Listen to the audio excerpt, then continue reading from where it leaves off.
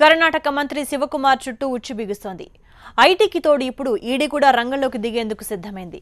శివకుమార్ దగ్గర భారీగా బినామీ ఆస్తులు, బ్లాక్ మనీ ఉన్నట్టు అనుమానిస్తున్న అధికారులు అసలు లెక్కలను బయటకు తీసేందుకు సిద్ధమయ్యారు.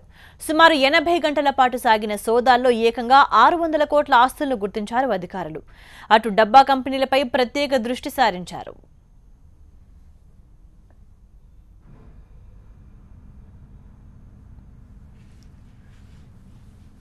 శివకుమార్ ఇంటి ఆవరణలో నేలమాళిగలు, సీక్రెట్ లాకర్లు, వజ్ర వైఢూర్యాలు, 100 కోట్ల కరెన్సీ కట్టలు దొరకడం అధికారులనే షాక్కు గురిచేసింది.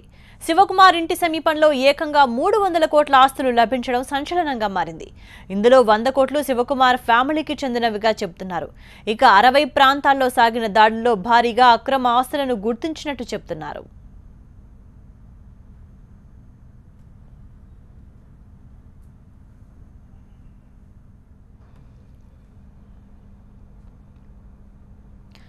అక్రమ ఆస్తులతో అడ్డంగా బుక్కైన శివకుమార్ ను కర్ణాటక కాంగ్రెస్ ప్రెసిడెంట్ పరమేశ్వర్ కలిశారు. ఈ సందర్భంగా గుజరాత్ ఎమ్మెల్యేల విషయం ఆరా తీసినట్టు తెలుస్తోంది. అటు తన ఫోన్ను అధికారులు సీజ్ చేశారని, ఇదంతా కుట్ర అంటూ పరమేశ్వరకు తెలిపారు మంత్రి. అయితే శివకుమార్ ను మంత్రి పదవి నుంచి తప్పించాలన్న డిమాండ్ పెరుగుతోంది.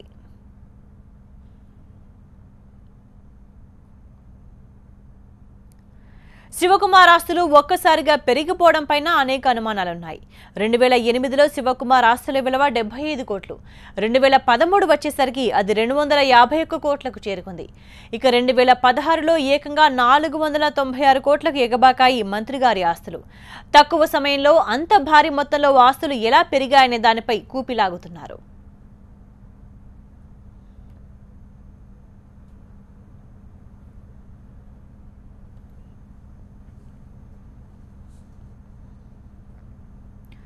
కర్ణాటక మంత్రి శివకుమార్ చుట్టూ ఉచ్చు బిగిస్తోంది. ఐటీకి తోడు ఇప్పుడు ఈడీ కూడా రంగంలోకి దిగేందుకు సిద్ధమైంది. శివకుమార్ దగ్గర భారీగా బినామీ ఆస్తులు, బ్లాక్ మనీ ఉన్నట్టు అనుమానిస్తున్న అధికారులు అసలు లెక్కలను బయటకు తీసేందుకు సిద్ధమయ్యారు. సుమారు 80 గంటల పాటు సాగిన సోదాల్లో ఏకంగా 600 కోట్ల ఆస్తులను గుర్తించారు అధికారులు. అటు డబ్బా కంపెనీలపై ప్రత్యేక దృష్టి సారించారు.